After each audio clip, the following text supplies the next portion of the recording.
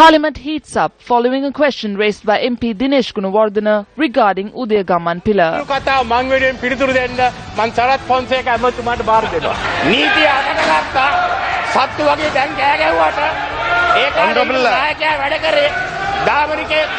And it was addressed to the Honourable Prime Minister.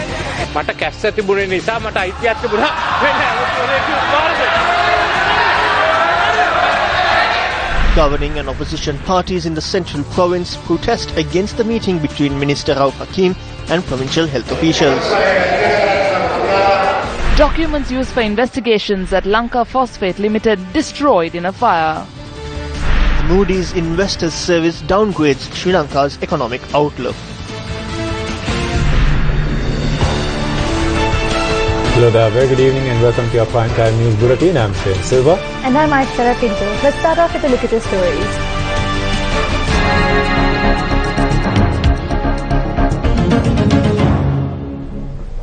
The Flag Week, to mark National Housing Day, commenced today with the first flag being pinned on the President.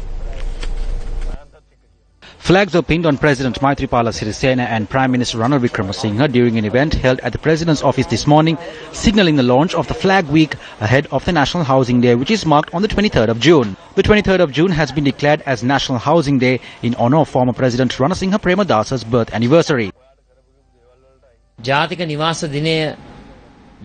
This year round, the National Housing Day will be marked centering those persons who are suffering from chronic kidney disease. Those persons will be granted aid and houses will be constructed for them.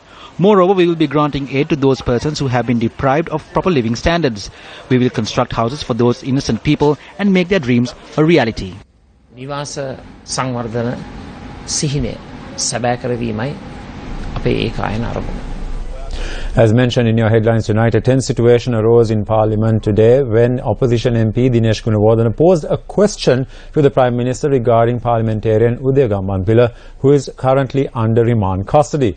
The ruling party charged that as MP Gaman Pilla had arrived to Parliament and was outside the chambers, such questions could not be raised.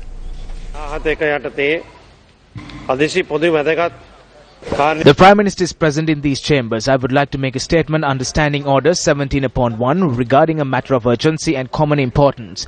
22 MPs of the joint opposition have also granted permission for this.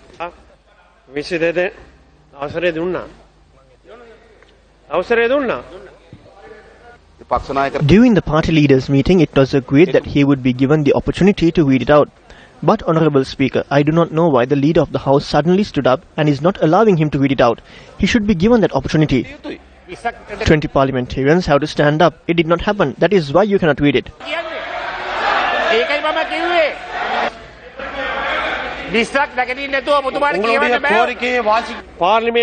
We expect a response from the Prime Minister based on the principles of upholding privileges of parliamentarians, ensuring justice and to ensure that a dangerous situation does not arise by exacting political vengeance.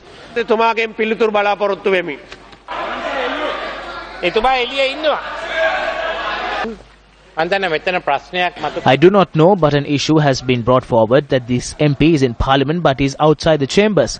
Tell us if he is outside or not. We cannot cause any problems here, can we? He is here. My fellow parliamentarian has misled this House. I will open the floor to Minister Sarath Fonseca to provide answers in my place.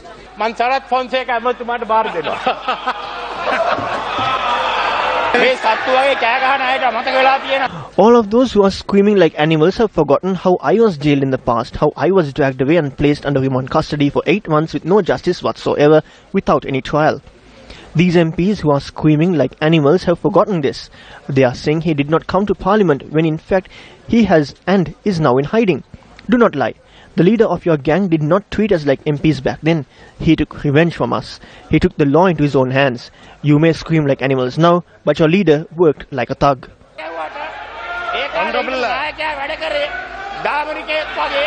And it was addressed to the Honourable Prime Minister, and there's only one Prime Minister in this country. There is no one, no other than Honourable Ranil Wickremesinghe. I was asked a question, and since I respect this chamber, I had to give a complete answer. Since I had a slight cough, I had the right to hand it over to Sarath Fonseca.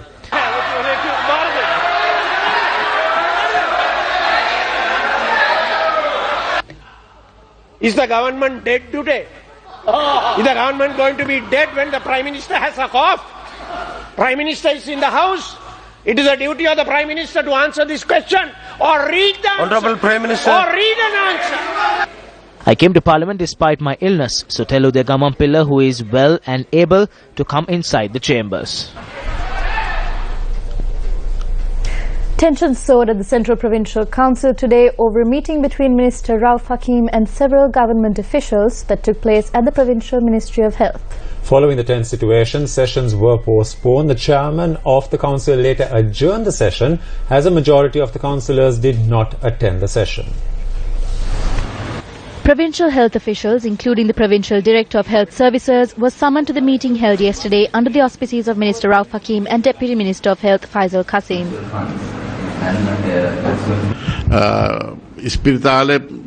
We engaged in this visit to assist the provincial hospital. We were instructed to look into all hospitals regardless of whether they come under the government or the provincial councils. The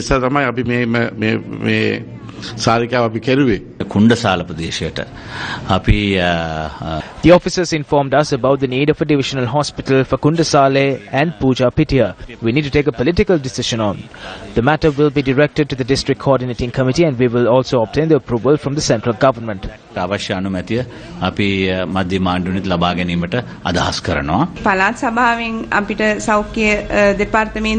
ministers promised to provide us with many things that were not given to the health department by the provincial council.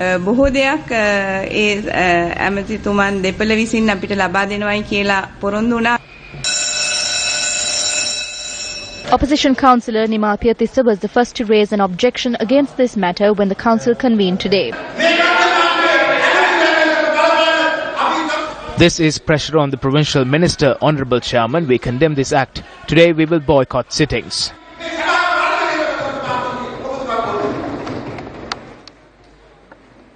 Nima Piyatissa was joined by several other councillors as he walked out of the session. Thereafter, UPFA councillor Gunathilaka Rajapaksa left the chamber with the ceremonial mace.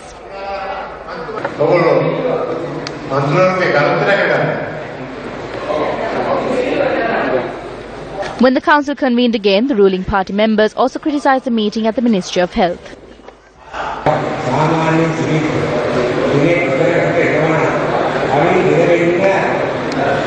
There is a tradition when one comes to a house, he must first speak with the head of the house.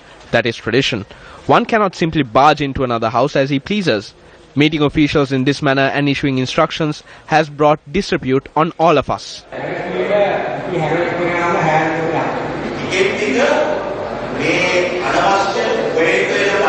As of late, there is an unnecessary force that is operating.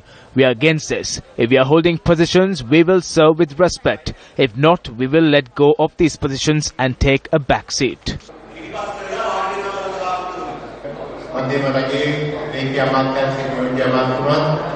The Deputy Minister of Health from the central government and another minister have provided instructions to the officers at a meeting without informing the Provincial Minister of Health.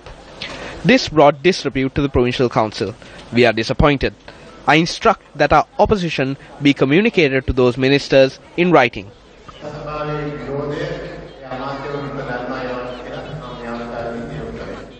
Sessions were postponed to discuss the matter later, and when the bell was rung again, due to lack of quorum, the session was adjourned till the 5th of July. In addition, the opposition councillors called on the governor of the province today and informed her of the incident.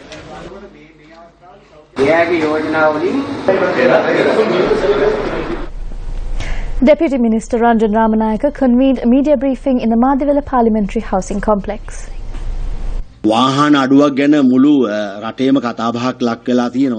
The entire country is talking about a shortage of vehicles. They are also speaking of a supplementary estimate put forward to import vehicles worth 1.18 billion rupees. A revelation was made by MP Ananda Alutgamage at a time when the parliament is in search of vehicles. A Defender was parked in the parliamentary housing complex for quite a while. This vehicle was involved in the court case. This vehicle was used by the former Minister of Sports, Mahindananda Alutgamage, to assault people. The Deputy Minister and MP Ananda Alutgamage inspected the vehicle parked at the parliamentary housing complex.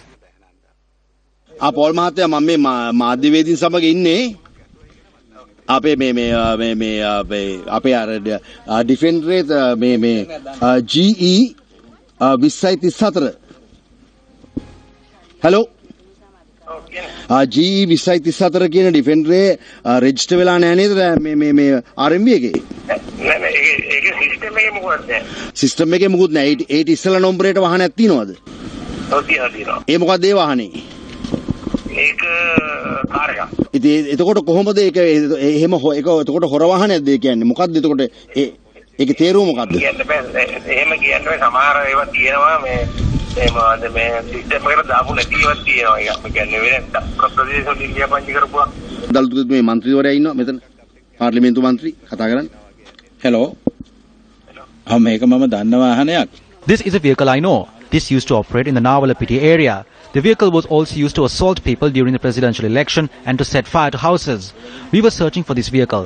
I saw it when I was leaving the Madivela housing complex. මාදිවල අපේ නිවාසයේ ඉඳලා යනකොට තමයි මේ වාහනේ මම දැක්කේ. මේකට හොඳට වැඩි ඉස්සලම කරලා තියෙන්නේ ඉතිව මේ මෙයාගේ කවුද මේ කම්පියුටර් එකේ මේ මොටර් පිට කමෙන්ටර් ලියුමක් දීලා මේකේ මේ විස්තර වාර්තාවක් ඉල්ලගත්තා නම් එකක් දාලා දෙනවා. මේ වාහනේ සම්බන්ධයෙන් නාවලපිටිය පොලිස් ස්ථානයට ඒ වගේම කුරුඳුවත්ත පොලිස් ස්ථානයට පැමිණිලි කරලා තියෙනවා. Following the conversation, Deputy Minister Ranjan Ramanayake inspected the vehicle record book in the security office of the Madiwala housing complex. 2016 5යි 14 වෙල මෙතන නවත්තලා තියෙනවා. මේ මාසේ. එදා ඉඳන් මෙතන තිබිලා තියෙනවද? ඔව් දැන් ඒක දිගට මෙතන. ආයෙ ගිහිල්ලා නැහැ නේ එළියට. ඒ කියන්නේ මේ මාසේ 14 ඉඳන් එළියට ගිහිල්ලා නැහැ. එතකොට මාසෙකට වැඩි දුවලා නැහැ. මාසෙකට වැඩි දුවලා. දැන් මේ 2016 මැයි දවල්ද නැහැ. ඔව්. කවුද මේ ශකීම් කවුද ඩ්‍රයිවර්ගේ නමද? ශහීම් කියන ඩ්‍රයිවර් තමයි ගෙනල්ලා තියෙන වාහනේ ඇතුළට. ඔව්. ඉතින් දැන් මේ දැන් ක්‍රීඩා මාත්‍යාංශය තියෙන්නේ. මාසයක් දුවලා නැහැ. A group of individuals who passed a graduate teacher's examination last year staged a protest opposite the Southern Provincial Council as they are yet to receive jobs after having passed the examination.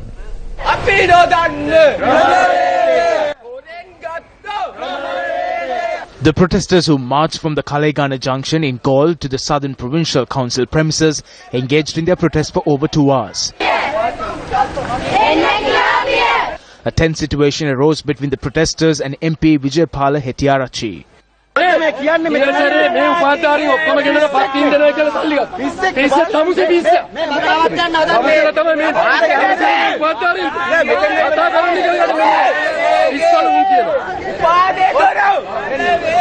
Following the confrontation, the protesters moved to the entrance of the Southern Provincial Council and demanded that they be allowed to speak with the councillors.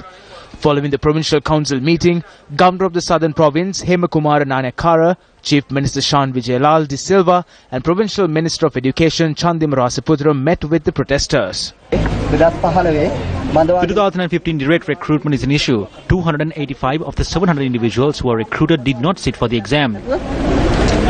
Try to express your views in a calm manner. Let's discuss this with the Chief Minister, Minister of Education and the opposition councillors.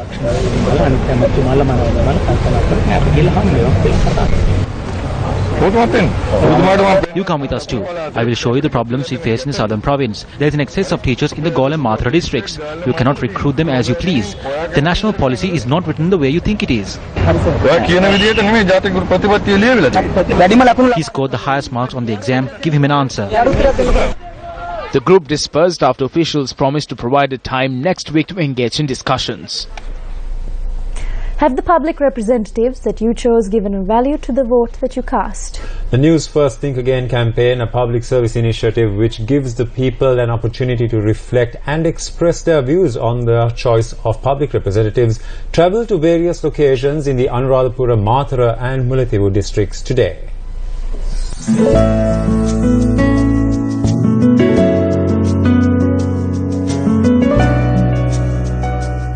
The News First Think Again public service initiative took place today, centering the Anuradhapura, Mathura and Mullaitivu districts. Awareness was raised through the distribution of handbills and stickers, while the News First team also sought out the views of the general public on their elected officials. Locals from Athurelia, Gamduwa, Malimbada, Ganegoda, Uyangoda, Unanduwila, Kakunuwala and Dampalla in the Mathura district shared their thoughts with News First. Many of those living on the banks of the Nilwala River were keen to elect a public representative in order to resolve their primary issue of obtaining water for irrigation. Well, MPs do come and visit during elections, but once elections are over, they do not even sight the place to see if we are dead or alive. Even though the river flows, the crops do not even receive a coconut shell of water. Even as we speak, water supply to the villagers has been cut off. News first came across the Pangirivatta tsunami village in Rassandeniya Mathura, which was neglected for years by public representatives. We came here after being displaced by the tsunami. It's like we've fallen from the frying pan into the fire. We were deceived by words. They made us promises during the election, but since then, none of them had provided us with solutions to our issues. We were ignorant enough to vote. No MP came this way since that day. Fishermen have not been given any relief whatsoever. We have just been deceived. Why are they doing this to us? The News First team in Anuradhapura visited the Thalava and Tambuttegama areas today. We voted them in for a road to be constructed and for some good to come to our village. Neither of it has happened. A foundation stone was laid at the junction, but nothing has happened from there on. They make off with our votes saying they will do various things for us. They never come back unless it is for the elections.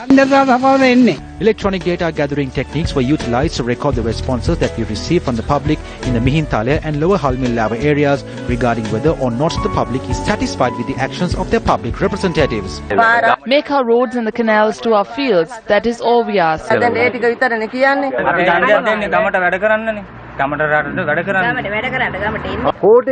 have millions and millions of our money. What does the poor farmer do? We are suffering here. They will never fill the stomach of the poor person. We will be waiting for them this time though. Over in the Mullaitivu district, the News First team conducted the Think Again campaign in areas such as Pudikudi Iruppu, Malige Thivu, Vattu Wahal, Kepa Pilau and Nayaru. The foundation stone was laid twice, the bus stop, but nothing has been done. We have no way of travelling. Is this what we voted for? We have no facilities whatsoever. Why are those who we voted for doing this to us? This is something needed for this area. Join the Think Again campaign via social media using the hashtag #ValueTheVote. Express your views on Twitter and on the News First Facebook page. Like our Facebook page, News First SL, and follow our Twitter handle @NewsFirstSL to keep up to date with the Think Again campaign. Think Again. Is your vote working for you? You voted and sent your representative to Parliament. Are you happy? Is your MP working for you? If not, don't be discouraged. Together, we can change the system. We can select excellent leaders to represent us. Keep thinking. The time to act will come. The News First island-wide Think Again campaign. Together, we can make Sri Lanka great again. A fire at a building of Lanka Phosphate Limited, a state-owned company, has destroyed documents in the supplies and audit divisions.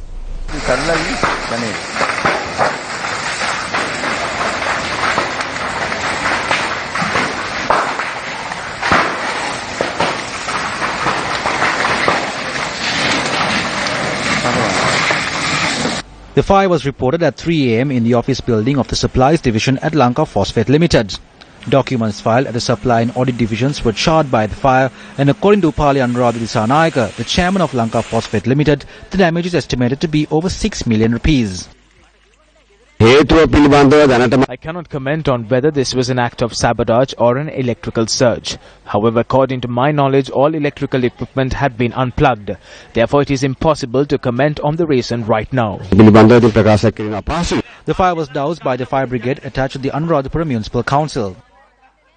All the documents in the supply division have been destroyed. Some documents have been handed over. However, if there is a request for documents again, it will be impossible to facilitate that request. I cannot say that the documents are there. According to my knowledge, the documents were handed over. The Police Financial Crimes Investigations Division is currently probing an alleged transaction that had taken place at Lanka Phosphate Limited. Similar incidents taking place at state institutions were reported in the recent past. The fire at the Colombo District Secretariat on the 26th of November 2012 also led to much controversy. Former Colombo Additional Magistrate Thilina Gamage was granted bail by the Colombo High Court today. The motion, which was filed by the Attorney General against the granting of bail to Thilina Gamage by the Nugegoda Magistrates Court, was taken up today. This was over the alleged possession of an elephant calf without a valid license. High Court Judge Manilal Vaidyatilaka informed that former Additional Magistrate Thilina Gamage is being granted bail under special circumstances. Thilina Gamage was also ordered to surrender his passport and to report to the Criminal Investigations Department every Sunday. Based on these conditions, Thilina Gamage was released on a cash bail of 1 million rupees and 3 sureties of 2.5 million rupees each. The Moodys Investors Service has changed the outlook for Sri Lanka from stable to negative. The Moodys Investors Service affirmed that Sri Lanka's foreign currency issuer and senior unsecured sovereign ratings at B1 and changed the outlook from stable to negative. Moodys point out two drivers that underpin the change in outlook. 1. Expectation of a further weakening in some of Sri Lanka's fiscal metrics. 2. The possibility that the effectiveness of the fiscal reforms envisaged by the government may be lower than currently expected. Moodys expects the government's debt burden to increase further from high levels, which could intensify external vulnerabilities and refinancing risks. Moodys expect a more moderate reduction in budget deficits than outlined in the projections published as part of the International Monetary Fund's Extended Fund Facility. Moodys forecast that the budget deficit will narrow to slightly under 5% of GDP by 2020 from 7.4% in 2015 and compared with 3.5% projected by the IMF as part of the EFF. The report also notes that a number of state-owned enterprises are under financial stress, pointing to sizable contingent liability risk for the government. Some of these risks have already crystallized, with the government taking responsibility for Sri Lankan Airlines unrated liabilities worth Rs 461 billion or around 4% of GDP. These liabilities will inflate government debt at least temporarily. Moodys also believes that funding from the IMF and other international agencies will likely not fully finance the balance of the current account and foreign direct investment. The market had already adjusted Sri Lanka's risk premium to suit the new rating done by the international rating agencies, and as a result, the current downgrading will not affect Sri Lanka's future international sovereign borrowing. But of course, what the Moodys had given today is a red light given to the government of Sri Lanka, because the downgrading had been done on the basis of their own assessment of the weak budgetary situation and the inadequacy of the foreign funding coming out of the extended fund facility, that is what Sri Lanka has got from the International Monetary Fund. He compared with the enormous foreign exchange liabilities the country is facing. Because of these two reasons, the government has to now take this as a positive step, positive indication, and amend and reform the budgetary budget of the government, increasing its revenue and also reducing the unnecessary extravagant expenditure. But to do so, the government will have to mobilize all the forces within the country under one umbrella in order to direct the country's future reform program to rescue the country from the current economic crisis which the country faces. The National Movement for a Just Society and the Puravasi Balaya movement convened a special seminar in Colombo today.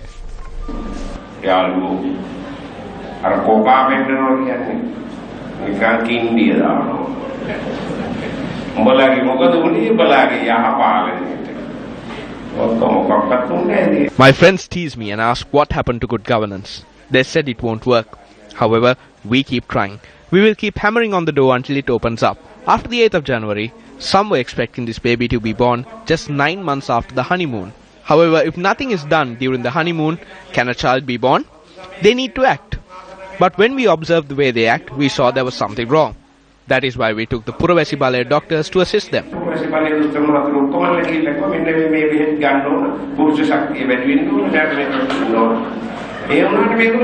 We prescribed medicine. However, they did not take the medicine.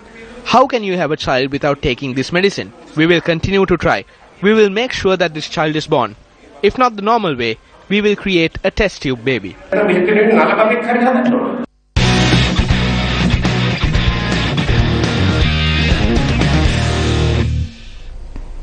Sports Minister Sri Lanka has called for strict punishment on sportsmen involved in brawls during school encounters in order to prevent such incidents from taking place in the future. He made these remarks on the recent brawl that took place during a school's rugby encounter between St. Joseph's College Maradana and Dharmaraja College Kandy. A brawl erupted during Saturday's encounter between St. Joseph's College Maradana and Dharmaraj College Kandy under the Inter-Schools Rugby League played at the Bogambara grounds. A yellow card was given to a player from Dharmaraj College Kandy for assaulting a Josephian player, breaching the regulations of the game. The yellow-carded player was given a red card as he attempted to assault yet another opposing player. The incident that took place at the game between St. Joseph's College and Dharmaraja College is a disappointing one. We have obtained all the details on this. On the 22nd, we will carry out a disciplinary hearing. The reports will be probed and those found guilty will be penalized. We will impose the punishments to make the game of rugby into a more disciplined one. Several players were injured following the incident and were admitted to the Kandy General Hospital, from where they obtained treatment and were discharged. 2 players from St. Joseph's College are currently being treated at a private hospital in Colombo. I firmly believe that such violent behavior should be definitely condemned from all quarters. I'm not trying to point a finger at anyone, but we have to see that such unruly behavior does not happen, especially at school matches. And I very firmly request the authorities to have an inquiry and to take the necessary steps against those who are at fault.